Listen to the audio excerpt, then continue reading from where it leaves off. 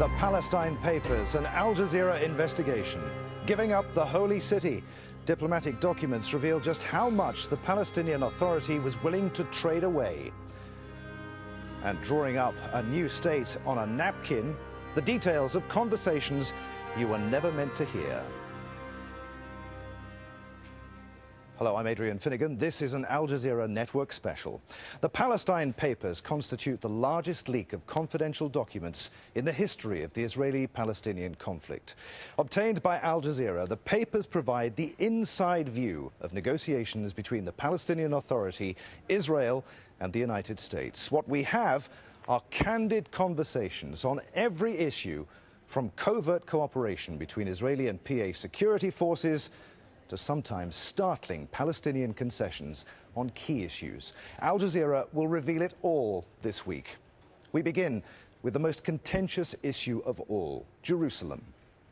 This ancient city sits on the dividing line of both sides of this conflict. It's loaded with significance for both Israelis and Palestinians, both of whom claim it as their capital. And it's home to holy sites for both Muslims and Jews. Let's get to the details now of how negotiators proposed that they might carve it up. Mike Hanna reports. The most high-ranking of Obama's team sent to revive a dormant peace process. In March last year, the US vice president arrived in the region and called for more confidence-building gestures from both sides. This was the Israeli response.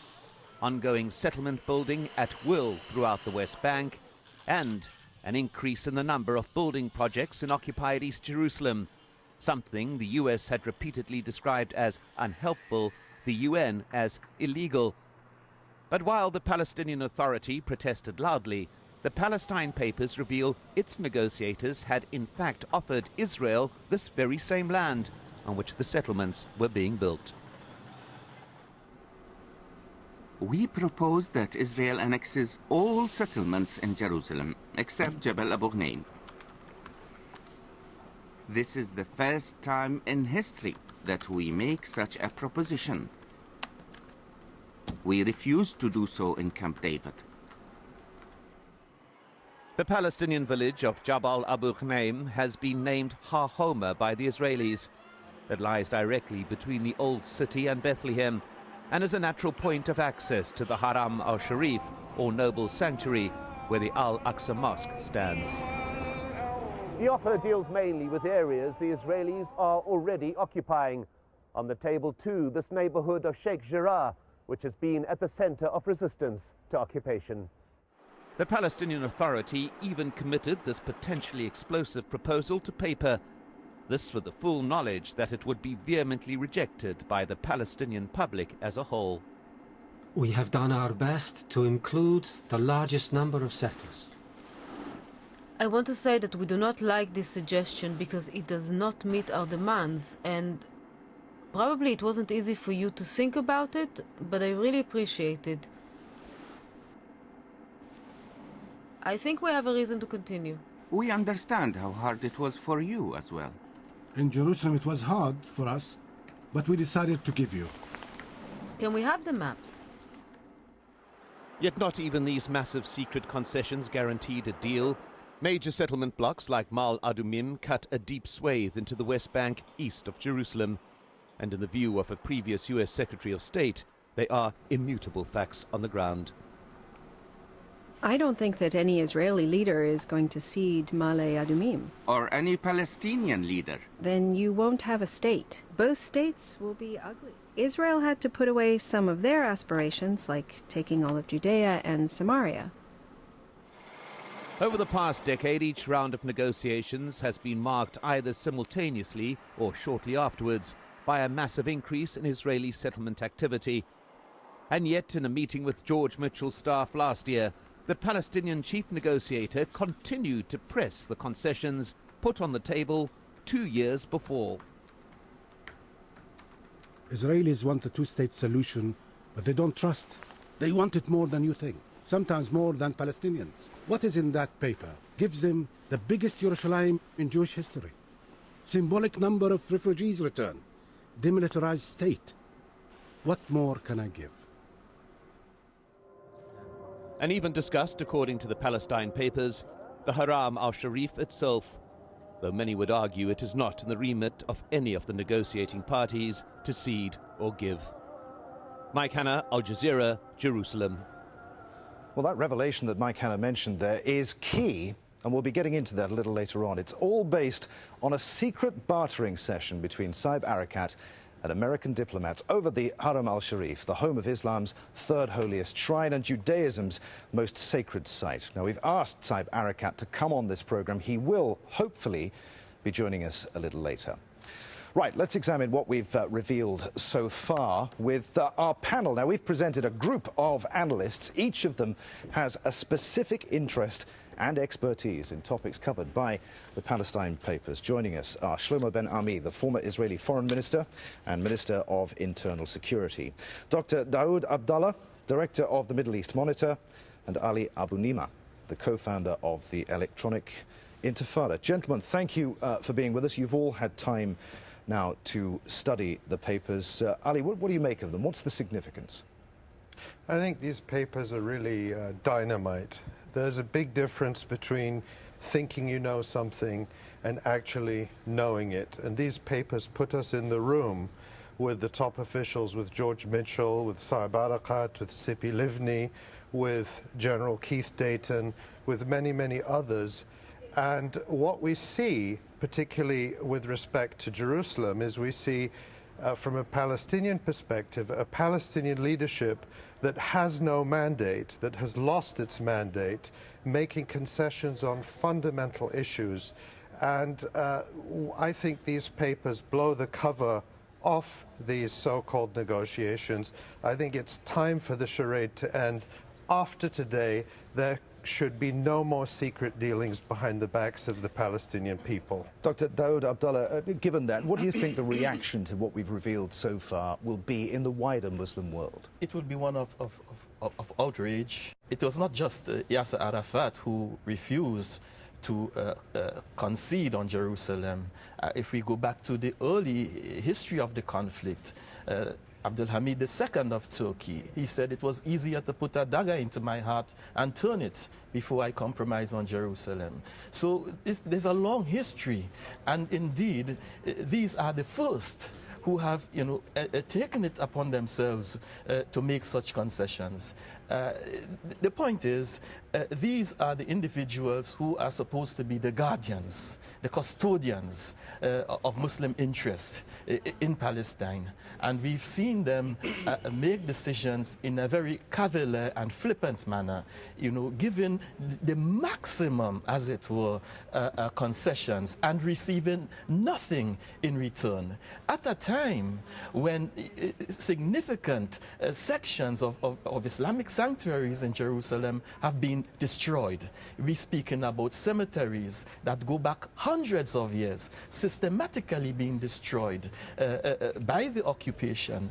And what we are faced with at the moment is an attempt to legalize, to impose an element of legitimacy on what is done against the sites of the Muslims and Christians, indeed, in Jerusalem. Shlomo Ben-Ami, as Saeb Erekat says, according to the Palestine papers, the biggest Jerusalem in history. What more can I give? And yet it still wasn't good enough to secure a deal. What would have been good enough for Israel? Well, I think that these positions as expressed in these papers, most of them are not new to me. These positions were more or less the positions the Palestinians agreed to at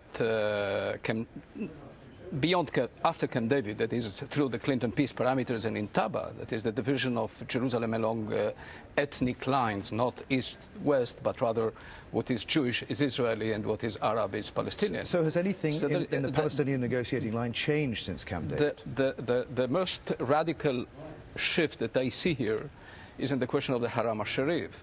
Arafat was adamant when he asked for full and unconditional sovereignty on the Haram, on Temple Mount, and whereas here Saeb Erekat is ready to advance creative ideas, and I sense that the ideas he is trying to toy with are ideas that we discussed through Clinton, that is some kind of international committee that would oversee or be the custodian of the Haram. So I think that is essentially because the Jewish neighborhoods in East Jerusalem were given to Israel's sovereignty under the Clinton peace parameters, and the Palestinians, as far as I know, did not object to that. Ma'ale Adumim, they never thought that it should be part of Jerusalem. And the position of Condoleezza Rice here goes in the line of the position of Israel. So I frankly do not think that there is a radical shift in this paper when it comes to Jerusalem, compared with what I know of the position of the Palestinians when I was negotiating on behalf of Israel. Ali Abu Niman. Well, Mr. Bin Ammi says that it's not new to him, but he was involved in the secret negotiations. What's new to the public, and to the Palestinian public in particular, is that we have a Palestinian leadership that was raising protests all the time over Israeli settlement construction in public, while in private they were telling the Israelis, we're going to give you basically all the settlements except for Ma'ale Adumim and what the Israelis call Ha-Homa. So, and then when it comes to the Haram, what we've got to understand here is this is really about the very existence of the Muslim holy sites, because what we have to remember is that as we speak, there are Israeli groups closely linked to the Israeli government that are actively and openly planning for the destruction of the Muslim holy sites in Jerusalem and their replacement with what they call a third Jewish temple. These are plans that are being made in the open. So when we talk about sovereignty over the Haram al-Sharif, this isn't an amusement park. Well, we offered sovereignty to the Palestinians on the Haram through the Clinton peace parameters, and we agreed to that. The concept that the president advanced was that Israel will have sovereignty on the Wailing Wall, whereas the Palestinians will have sovereignty on the Haram. So that was already there. Yeah. There was nothing new. And as to groups in Israel that advocate the destruction of the temple and building a Jewish temple, there might be such people, but really, I mean, we are talking about the lunatic fringes of Israeli society. Yes, all of these groups are working. But these are the lunatic fringes, no, trust me. They are working right now. And this is what I think people have to understand, is that the groups like El-Ad and Ateret Kohanim and others that are actively involved in the ethnic cleansing of Jerusalem neighborhoods like Sheikh Jarrah and Silwan and others are working hand in glove with the Israeli government. The Israeli government tries to say, well, these are just fringe groups, when in fact they're helping them. This is why it's such a fundamental issue. We're talking about the gravest danger to Jerusalem. Gentlemen, before I have a feeling we're running ahead of ourselves here. We're going to talk in greater detail about particularly the Haram in a few moments. I want to bring you back to to concentrate for a while on the issue of settlements. Now, Al Jazeera's research uncovered highly detailed maps that record the precise locations of settlements and even the number of settlers that could be involved in a possible land swap. Now, these crucial maps have never been seen before, as Clayton Swisher explains. For the first time, Al Jazeera can reveal the specific areas the Palestinian Authority proposed giving Israel for the sake of having a state. The PA came up with its proposal for land swaps in 2008 in a landmark meeting on the 4th of May, and it gave them to the Israelis. This was the map. In the broadest terms, it proposed a straight swap of 119 square kilometers of Palestinian land for the same amount of Israeli territory. And within that 1.9% of Palestinian land live an estimated 302,000 Israeli settlers. Israel will keep highly developed land in prime West Bank real estate, while the Palestinians get underdeveloped land, the bulk of which is in the Beisan area of the northern West Bank, and a little extra padding along the eastern Gaza Strip. Erekat then goes on to tell Livni he's building for them, quote, the largest Yerushalayim in Jewish history, with the intention of not taking even one Israeli settler. Here's how it would look just south and west of Jerusalem. Israel would get the Jewish quarter, East Tel Piyot, and the illegal Jewish settlement of Gilo. In total, that gives Israel nearly 7 kilometers of prime real estate in southern Jerusalem, and 41,500 settlers get to stay put. Now, in exchange, the Palestinian state would get just over 1/3 of 1 kilometer of land. Let's move north of Jerusalem, again staying on the Palestinian side of the 67 border. Here they propose giving Israel 2 great chunks of land, home to some of the biggest Jewish colonies in areas once exclusively Palestinian. Among them, French Hill in the southern chunk and Pisgat Ziv in the north, linked by a bridge that gives Israel more than 15 kilometers and more than 136,000 settlers. For many Palestinians, to give away this land would be considered nothing less than traitorous. In any event, the Israelis outright reject their offer. But on August 31st, 2008, the Israelis counter. But Prime Minister Olmert doesn't trust his PA counterparts to keep the map a secret and refuses to hand them a copy. So President Abbas takes notes of this map on a napkin. In the end, Israel would get illegal East Jerusalem settlements, which it calculates to be 6.8% of the West Bank, an area they calculate to be home to at least 413,000 settlers. In return, the Palestinians get undeveloped land in the north, the south, and the east of Gaza, which Israel says is 5.5% of its territory. As you can see, much more land is involved, and gone is the principle of a straight territorial swap. It's a counteroffer from the Israelis, which would see them taking much more land and absorbing far more settlers. In any event, the argument could be made it renders a Palestinian state unviable. Well, let's put what we've just heard to our guests, Shlomo Ben-Ami, Daoud Abdallah and Ali Abu Nima. Dr. Abdallah, you were talking earlier about this somehow legitimizing the settlement projects. I mean, yes. Zero consultation with the Palestinian people. Yes. What do you make of what you've just seen? Well, we have to acknowledge something initially here, that the territories that are being swapped or exchanged are in fact stolen land. It is not to say that this land was owned by the Israelis. These were lands taken by force, which are illegal in international law. You don't take land by force and then you seek to justify this. Now, what is happening here, and Israel has done this consistently for decades, it would take a large piece of land and then give the Palestinians a small piece and retain the larger amount of it with the hope that the Palestinians forfeit their right to the remainder of the land. And this is exactly what we see in Jerusalem and in the West Bank. But there is a double-edged side to this, and that is while Israel gets the opportunity to settle its own people on the land, it is creating a condition where Palestinians will be evicted. So if we settle for the wall, we will legitimize the wall, which the International Court of Justice has deemed illegal and should be dismantled. What we have is a license, as it were, to expel 125,000 Palestinians from Jerusalem. That is to say, through the withdrawal of what is called the ID papers. So, in effect, the Palestinian Authority is contributing through these negotiations, to 2 things: to a territorial change, but also to a demographic change within Jerusalem particularly. Shlomo Ben-Ami, do you counter that? First of all, put the Israeli point of view. We talked about land being gained illegally. That's not how Israel sees it, is it? Or is it? Is that what Israel is doing? It's building these settlements on the land so that there's no way that it's going to be given back. Well, it's impossible. There is no doubt that settlements like Ma'ale Adumim and Ariel makes the problem of contiguity, the question of contiguity of the Palestinian state, something that is very, very difficult to imagine.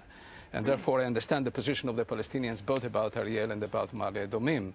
The difference that I see in this paper as compared to the time when we negotiated is the seriousness with which the Palestinians, for the first time, and they admit that, approach the question of swaps of land, and they come after having done their homework in an extraordinarily serious way and propose concrete ideas that in a way surprised the Israeli side in these negotiations. They have never done that before. They have clear ideas as to what are the settlements that should stay, what kind of land should be swapped, where is the swapped area on the Israeli side of the border, and therefore I think they put a package that has sense, and the Israeli side is clearly taken aback by by the Syrians of the Palestinian position. They speak about 60% of the settlers that might stay. The position of Clinton was 80%, so the Palestinian position, in a way, erodes the Clinton peace parameters, and therefore the Israelis might have seen that as a retreat from positions that Israel held in the past.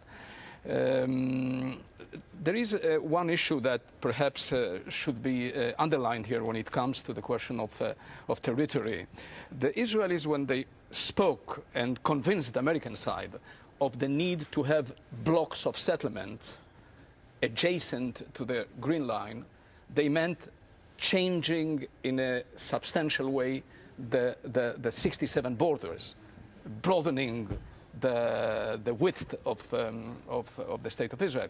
The Palestinian position in Taba, when I was the chief negotiator, and in these papers, didn't change. They continue to reject the concept of blocks of settlements, and they only speak about isolated settlements that should be linked separately to the Green Line.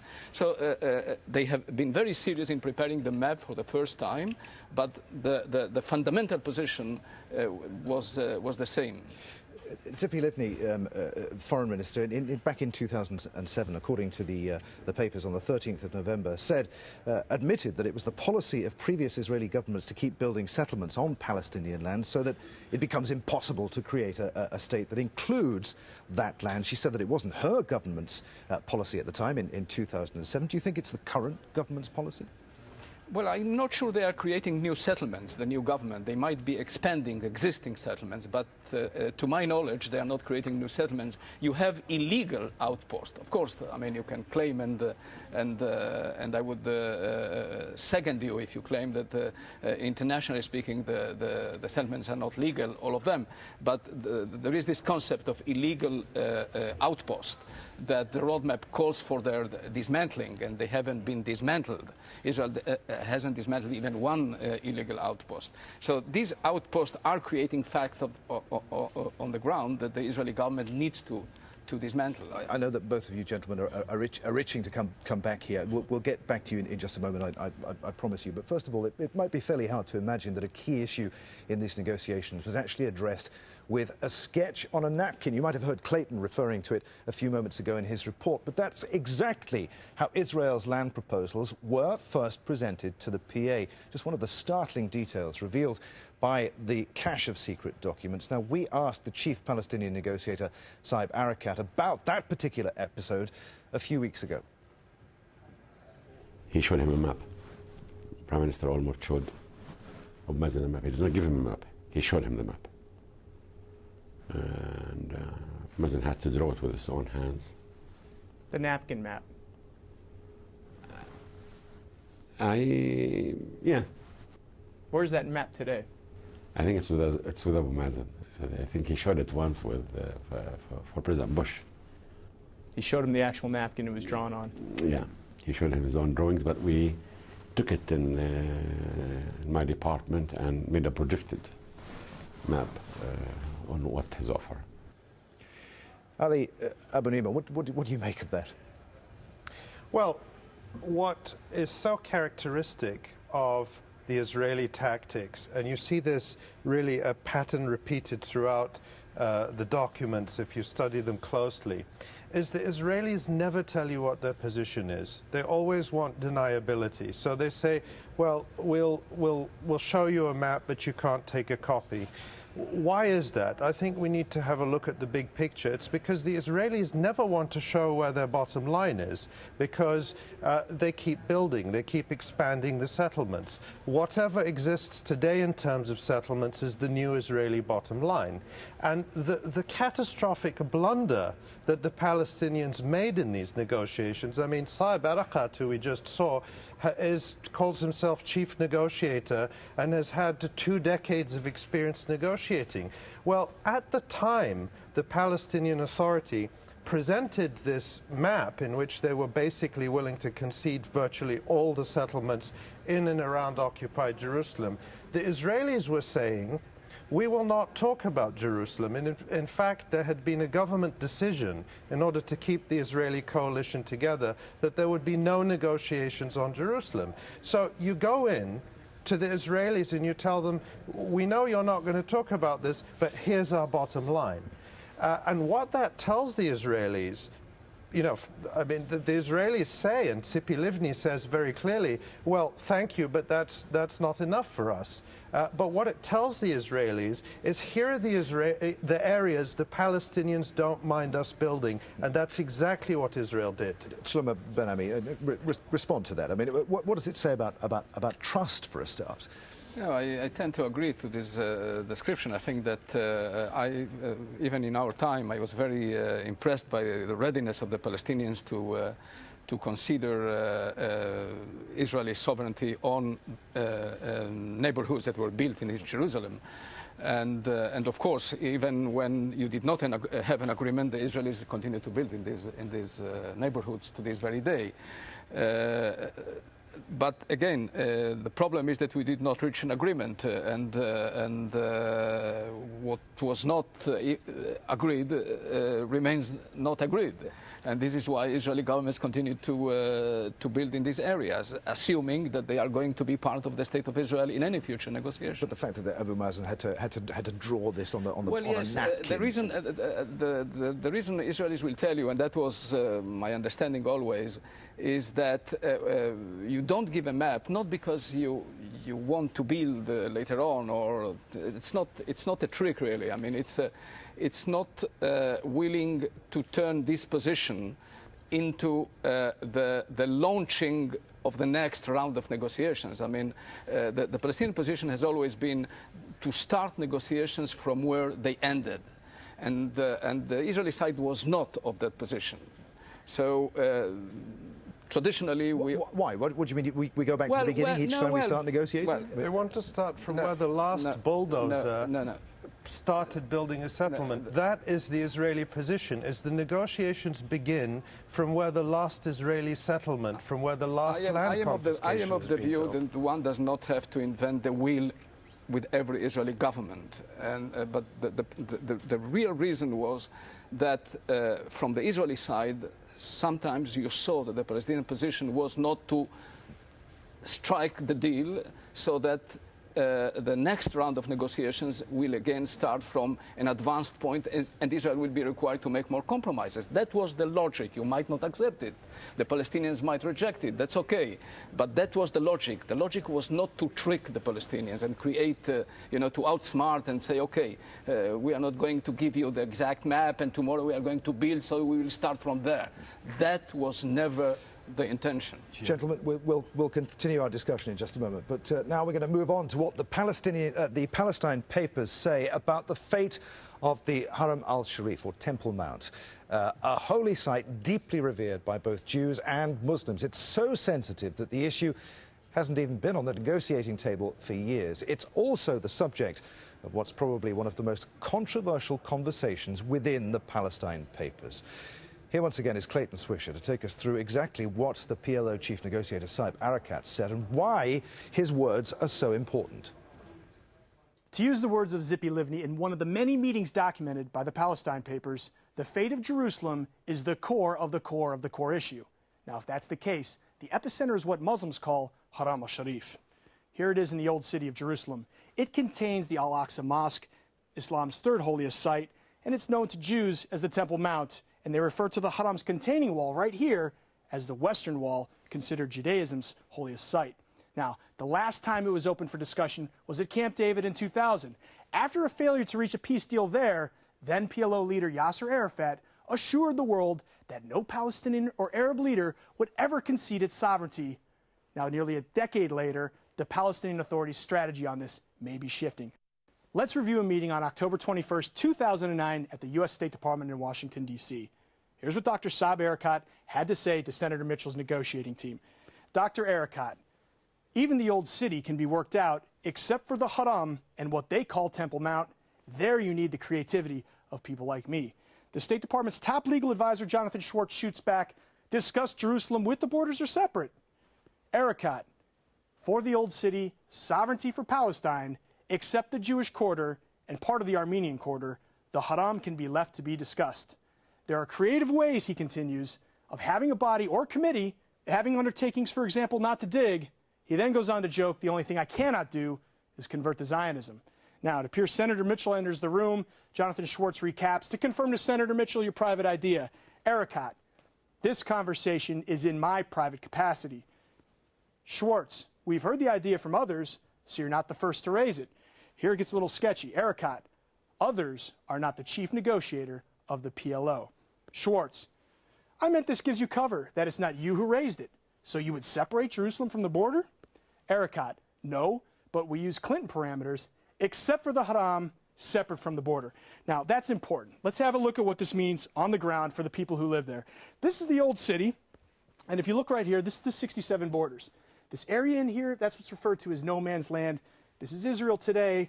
This is occupied East Jerusalem. If the entire Jewish quarter and part of the Armenian quarter is conceded to Israel, like this right here, then the Muslim and Christian quarters would remain Palestinian, this area here in red. Now, it does a couple of things. Dr. Erekat's formulation redraws Israel's border right up to the containing wall of the Haram al-Sharif. That's about 600 meters deeper inside occupied East Jerusalem. And it gives them a foothold in the western wall. Second, by saying that the Haram al-Sharif be negotiated separately from the rest of Palestine's 67 borders, that implicitly calls into question Palestinian ownership. As it stands now, it's clearly within occupied East Jerusalem. Third, the approach of delaying the issue for a rainy day only opens the way for an internationally brokered deal, which almost always benefits Israel. Finally, by postponing the problem, the most sensitive issue of the conflict, Erekat leaves it undecided, unsolved, and very vulnerable to continued Israeli control. There were some pretty stunning revelations there, and we'll be examining the whole question of Erekat's so-called creativity on Jerusalem's sacred sites. We'll also have correspondents standing by for reaction to the Palestine Papers in some key locations in Ramallah, in Gaza, and Washington, D.C. Stay with us.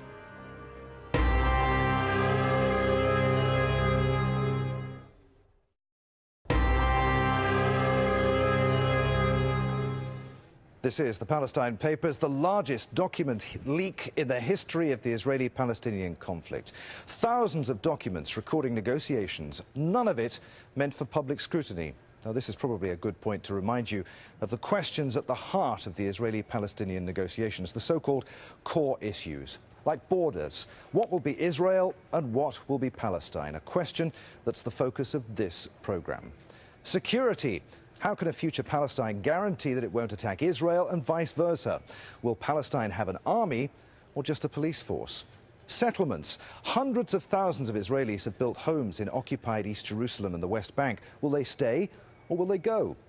Refugees. Will the millions of exiled Palestinians have the right to return to live in their homes in Israel? And of course, Jerusalem. How will the city be divided? And the fate of the Haram al-Sharif, or Temple Mount there, a holy site deeply revered by both Jews and Muslims. It's so sensitive that the issue hasn't even been on the negotiating table for years. But the holy city did come up in the Palestine Papers in a so-called private proposal by PLO chief negotiator Saeb Erekat. Let's take you through it one more time. Now, this is the old city with the 1967 borders as they stand, with the area between the green lines being no man's land. Now, Erekat's proposal would concede the entire Jewish quarter and part of the Armenian quarter to Israel. The Muslim and Christian quarters would remain Palestinian. The Erekat proposal redraws Israel's border right up to the containing wall of the Haram al-Sharif, Temple Mount. That's the western wall, putting Israel about 600 meters deeper inside occupied East Jerusalem. Let's get some more thoughts now on that, in particular from our panel, Shlomo Ben Ami, Daoud Abdullah, and Ali Abu Nima. Dr. Abdullah, what do you make of Saeb Erekat's so-called creativity there? It is anything but creative, and I'll tell you why. Because this is not in the interest of the Palestinian people or the larger Muslim and Arab constituency to whom he represents. The ratio of exchange here is 1 to 50 in Israel's favor, 1 to 50 square kilometers. On the issue of contiguity of land, Jerusalem when the deal is done, the neighborhoods, what we will have is isolated Palestinian neighborhoods within Jerusalem. Insofar as the Israelis are concerned, they would have maximum contiguity. And this is a problem throughout, the whole process. And this is why I can understand Dr. Ben-Ami, well, he praises him and he says this is creative. It is creative because it serves Israel's interests. It is in their favor. You look into the broader spectrum of things, what we have is that the West Bank is divided from the south. Jerusalem becomes isolated by itself, and then we speak of a Palestinian state. What kind of Palestinian state is he speaking about? What kind of Palestinian state is he negotiating for when you have the north separated from the south and the heart of it, which is Jerusalem, isolated? Well, again, I put to you a question that I put to you earlier. How will the wider Muslim world react to what we've just seen? Well, there will be, deep anger, and dismay. And disappointment, and probably even a sense of betrayal that this has happened, because this is, you would hardly find two Muslims who are not in agreement that this is sacred land. This is the first of the Qiblas. This is the third of the holy sites. But you would have many Jews who disagree on the sanctity of what is called Temple Mount. Before 1967, there were rabbis who prohibited Jews from praying in Temple Mount, which is, Masjid al-Aqsa. And there are still many of them who still do not accept it. So while we have overwhelming unanimity among Muslims on the sanctity of Jerusalem, this is not the case among Jews. Bear with me. And when we come to the question of the wall, the wall is part of Masjid al-Aqsa. This issue of the wall was arbitrated in 1930, and the ruling was this is Muslim property. This is Muslim property. So the whole question today of giving this up so cheaply on the part of the PA is something that is going to go down very, very, bitterly in the hearts of many Muslims. Shlomo Ben-Ami, I'll give you the right of reply in just a moment. But Ali Abu Nima, what do you think the Palestinians will make of this private offer, it was creativity behind closed doors, but now that it's public knowledge, what do you think the reaction will be? I think obviously we're talking about religious sites, and that creates a lot of passion. But I think we have to keep our eyes on some fundamental realities. This is occupied territory, holy or not. Under international law, Israel has no right whatsoever to the Haram al-Sharif, not because it's holy land, but because it's occupied territory, and Israel has seized it by force. The same goes, by the way, for the Western Wall, which Israel occupied in 1967, and immediately in the days after ethnically cleansed the Mughrabi Quarter to create what is now called the Western Wall Plaza. So what I want to stress is, from the perspective of Palestinians who see these Israeli groups closely linked to the Israeli government, working hand in glove with the Israeli government, who are working to ethnically cleanse Sheikh Jarrah and Silwan, who openly plan, just a few months ago they took out ads on the Jerusalem buses showing, the rebuilt temple. And what that means is the destruction of Al-Aqsa Mosque and the Haram al-Sharif. So the question is, here you have Saeb Erekat saying to the Israelis, who have these clearly hostile intentions towards Jerusalem, that we're going to basically relinquish our claim to sovereignty and have some sort of committee, along with the Americans, perhaps the Saudis, the Jordanians. Well, has any committee which has been chaired by the Americans ever come down on the side of protecting Palestinian rights and interests?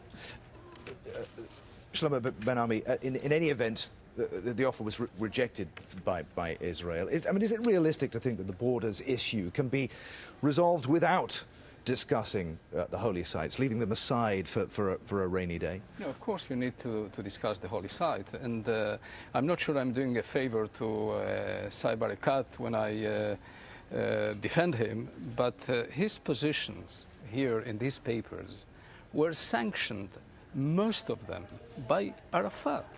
The only change in these papers when it comes to Jerusalem with regard to the positions of Arafat have to do with the Haram.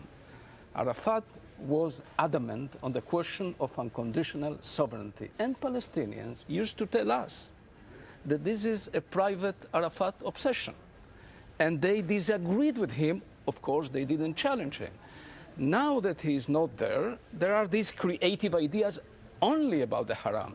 The division of the old city was agreed by Arafat. It was Arafat who said that we need to divide the old city, the Jewish quarter for the Israelis, Christian and Armenian and Muslim for the Palestinians. In fact, Ehud Olmert proposed to Abu Mazen a very revolutionary idea when it comes from the Israeli side, to internationalize the old city, not in a 1 kilometer square, not to divide sovereignty, but making an international compound. And the Palestinians are not in the business of agreeing to that. They prefer division, partition of sovereignty. But there is nothing, frankly, there is nothing new in the Palestinian position here, but for the case of the Haram. As to the rabbis who prohibit praying in the Haram, it's not because it is not saint, because it is hyper sacred that they prohibit. According to their belief, the temple will be rebuilt only when the Messiah comes, and then you will be allowed to pray. Okay, all right. So that's not an argument to say that we do not have a claim for the Haram. Okay, I just at this point want to bring in Saib Erekat has been speaking in Cairo to Al Jazeera. He denies making the kind of concessions that we've been hearing about here, or offers with regards to Jerusalem. Here's what he had to say to us earlier. I have come on Al Jazeera because I have nothing to hide. On several occasions I have said on Al Jazeera that we, the Palestinian Authority, would never give up any of our rights. If we did indeed offer Israel the Jewish and Armenian quarters of Jerusalem and the biggest Yerushalayim as they claim, then why did Israel not sign a final status agreement? Is it not strange that we would offer all these concessions which Israel demands, yet there is still no peace deal? Well, that was Saib Erekat speaking just a few minutes ago in Cairo. We'll get some reaction from our panelists to that in a moment. But in addition to our panel here in the studio, we've got Al Jazeera correspondents around the globe helping to gauge reaction to what we've been learning from the Palestine papers. James Bays is in Ramallah, Shireen Tadros is in Gaza, and Patty Culhane is in Washington. Let's get a view from all of them right now, beginning with James in Ramallah. James? Yeah, we've been working the phones here trying to get reaction. No formal statement from any of the senior Palestinian leadership here. But let me give you a flavour of some of the things we are being told on the phones. Let me watch it first. I want to know what Al Jazeera has before I go on TV. And an aide to another senior figure told us before slamming down the phone, this is not proper journalism. You can see that people are quite angry, or some are quite angry about this, and probably not surprising. Politicians in any country do not want their secrets made public, particularly when they are politically explosive secrets. We've also got a word from the PFLP, that's a left-of-centre smaller party here. Khalida Jarrah, one of the MPs, says that what's in the Palestine papers is a real shock. That's the view from Ramallah. Now to Gaza and Shireen Tadros. Thanks, James. Well, we have managed to get some initial reaction from Mahmoud al-Zahar, who's a senior official here, a Hamas official here in Gaza. He said that the Palestinian Authority officials should be ashamed of themselves. We expect that Hamas officials will have very strong words in the days to come. They'll be trying to use these revelations to really bolster themselves and their popularity and pit the Palestinian Authority and Fatah as really sellouts of the Palestinian cause. That's the view from the occupied Palestinian territories. Now let's go straight to Washington, D.C. and Patty Culhane. So far, no reaction from the White House. It's possible they may decide it's just simply not in their interest to do so unless there's a demand from the American public. You can bet these papers are going to be widely read by think tanks here and some politicians. But when it comes to the average American, this is not a conflict they pay a great deal of attention to. Much of the focus this week is going to be on the president's upcoming State of the Union address. But we're going to be at the State Department press briefings and also at the White House tomorrow. And we will ask the tough questions to try and get some reaction. Patty, many thanks. Now, Jerusalem has been the flashpoint in countless periods of violence between Israelis and Palestinians. Let's take you through some of the key events now in the last few years. September 2000, at a visit that was to have violent repercussions. Israeli opposition leader Ariel Sharon at the Haram al-Sharif, home to Islam's third holiest site, the Al-Aqsa Mosque. It ignites worldwide protests and what becomes the Second Intifada. Over the next 3 years, more than 5,000 Palestinians and over 1,000 Israelis are killed in riots, gunfights, mortar attacks and suicide bombings. It is around this time when the first of the Palestine Papers are logged. The Arab Peace Initiative is published in March 2002, calling for the establishment of a Palestinian state with East Jerusalem as its capital. Israel gives the initiative the cold shoulder. Spring the following year, and Palestinian and Israeli leaders receive a copy of the so-called Roadmap to Peace, a grand plan by US President George W. Bush that lays out the establishment of a Palestinian state in 3 stages. But the delicate question of Jerusalem's status is put off until the final stage. The construction of Israel's separation wall around the Jerusalem area is almost complete by 2005. West Bank access to the Holy City is severely restricted. 2007 is marked by clashes around the Haram al-Sharif, or the Temple Mount as it's known to Jews. In February, Israelis repair a ramp leading up to the Al-Aqsa Mosque. There's widespread concern over the impact on the Muslim holy sites, and protests break out across the Muslim world. In May, more tension involving Hamas and Israeli protesters. This after a group of right-wing Zionist rabbis enter Haram al-Sharif, drawing criticism from both Muslims and Jews alike. July now, and the Jordanian caretakers of the Muslim holy compound begin digging a ditch on the northern edge, generating protests from archaeologists. 2 years later, more demonstrations, as rumors surface that an extreme Israeli group was planning an attack on the Haram al-Sharif. Israeli police storm the site and use stun grenades to disperse the crowd. So it's clear that Jerusalem is a place where emotions run high. Now, Al Jazeera's Mike Hanna is there right now. He's been a part of the Palestine Papers team for weeks now. And Mike, as we reveal the Palestine Papers here on Al Jazeera, you have a development to report. The Israelis have another offer on the table. Well, indeed, yes. The media here is reporting a proposal by the Foreign Minister Avigdor Lieberman that a Palestinian state, a provisional Palestinian state, be created in areas that is regarded as Palestinian as present. That is approximately 47% of the West Bank. Now, this proposal has not been brought before the Prime Minister. It is said it is merely a proposal at this particular point, but it is very close to the thinking that has emerged from the Netanyahu administration. And it makes and puts into a context an unanswered question to this point of these massive concessions offered by the Palestinians with regards to Jerusalem were rejected.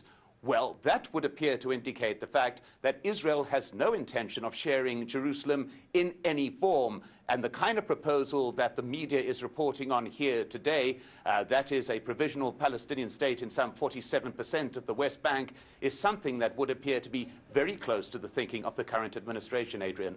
Mike, I understand that you've been speaking to people there about the Palestine Papers and what we've been revealing here today. How do people living in East Jerusalem feel about what we've revealed here about the proposals to swap their land? Well, what we must remember as well is that these are not just dry discussions taking part behind closed doors. Every decision here, everything being discussed, impacts the lives of tens of thousands of people. Now, one of them is with me, Maher Hanoun, who was a resident of Sheikh Jarrah, that area that we heard referred to in the Palestinian papers. What is your reaction to the knowledge now that the Palestinian Authority, on your behalf, they say, was actually discussing the possibility of even handing over the hotly contested area of Sheikh Jarrah to the Israelis? As a person living in, I was living in Sheikh Jarrah, I asked my leader, don't forget Jerusalem, don't forget my neighbor where I am born. The Israeli turned back after 3,000 years. How should I forget the place where I am born and where my father born? So they must ask to be East Jerusalem first, and the border, and the refugees, and the water, and the prisoners. But you have a situation where the Palestinian Authority, supposedly representing you and people like yourself, has made concessions that the Palestinian people do not know about. Areas like French Hill, Pisgat Ze'ev, even your neighborhood of Sheikh Jarrah. Yes, if we talk about 67 border, they should ask about 67 border. The negotiation must continue if there is agreement about the border. If there is not, so it's better to be under occupation. And what would your response be to the Palestinian Authority, knowing now that they are holding negotiations that they are not telling you about at all? Sometimes there is a secret negotiation. I hope it will be help the Palestinian and let us live in our capital, Jerusalem. I don't know how it will be Palestinian state without a capital, Jerusalem. So, as I told you, Jerusalem must be first, all Jerusalem. And yet it does appear that the Palestinian Authority is not prepared to stick with that particular point, that Jerusalem must be the capital of a Palestinian state. So if not, they must stop negotiation. If they continue building settlement, also they must stop the negotiation. This trick, it's very old. There is a negotiation and the settlement continue, and after that, sorry, there is a war against Gaza or intifada or a war against Lebanon, and they continue stealing our land and they continue building settlement. So everybody knows this trick, so they must stop any negotiation if there is any settlement built. Maher Hanoun, thank you very much indeed for joining us. Just one of the many people affected by these negotiations that have taken place behind closed doors. To recap, the Palestine papers reveal one very pertinent fact, that it would appear from the content of these papers that the Palestinian Authority is prepared to give up the greater part of Jerusalem in exchange for mere access to the Al-Aqsa area itself. Back to you, Adrian. Mike, many thanks. And if you've just tuned in, you may well be asking what on earth the Palestinian papers are and what the Al Jazeera Transparency Unit is that we've been talking about. Well, first, let me tell you about the papers. They are the largest leak of files in the history of the Israeli-Palestinian conflict. 1,676 documents in total. Now, they add up to a diary of a decade of negotiations between the Israeli government and the Palestinian Authority, along with the United States. Minutes of meetings, internal emails, reports, studies, notes, maps, and draft agreements. They are an unprecedented window into Israeli-Palestinian Authority, US, European and Arab relations, and they reveal a wealth of information about how the parties negotiate behind closed doors. Now, the Palestine papers offer many more insights into the Israeli-Palestinian negotiations than we're able to show you in this program. So, we're making the entire cache available online at the Al Jazeera Transparency Unit website. And here to tell us more about that and to show you how you can study the Palestine papers yourself is Greg Karlstrom. Greg. Adrian, by publishing these documents, we're hoping to shine a light on the hidden world of the Israeli-Palestinian negotiations, and we want to give you, the viewer, a chance to read and to analyze this important set of papers, minutes, and memos, and to draw your own conclusions. So what we're doing is we're releasing all 1,676 documents that make up the Palestine papers over the next 4 days. You can access them along with in-depth reaction and analysis from some of the world's leading experts on transparency.aljazeera.net. You'll see what we've done here is we've built a database where you can search the papers. You can browse them by title, by date. You can look at who attended a specific meeting, where the meeting was held. And then you can pull up the minutes of specific meetings between Israeli and Palestinian and American negotiators. You can read a summary, you can see who attended the meeting, and you can download a copy of the full meeting minutes. We're getting a lot of reaction already to what we've put out there on social media websites. The Twitter hashtag for this is Palestine Papers. It's our trending topic already on Twitter. On Facebook, we're at facebook.com/Al Jazeera. And again, of course, transparency.aljazeera.net. Adrian? All right, Greg, many thanks indeed. Let's get some final thoughts before we end this program from our panel. Shlomo Ben-Ami, the former Israeli Foreign Minister and Minister of Internal Security, Dr. Daoud Abdallah, Director of the Middle East Monitor, and Ali Abunimah, the co-founder of the Electronic Intifada. I'm going to have to ask you to be brief, gentlemen, but Ali, have we learned anything new here today? I think we have, and I think when you look at the papers together and some of the things that are going to come out in the next few days, some of it is really dynamite. I think the thing I would stress is there's a difference between thinking you know and actually knowing. And we are in the room with the top American officials, the Palestinians and Israelis for the first time ever. Dr. Daoud Abdallah, 20 seconds if you can, please.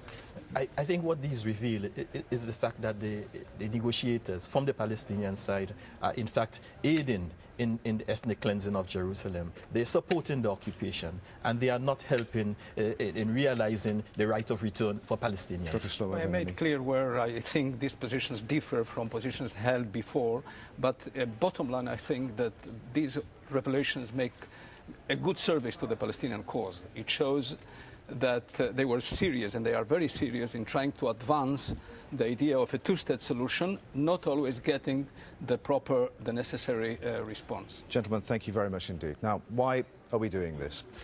Well, even the PLO chief negotiator says that it's time for more clarity.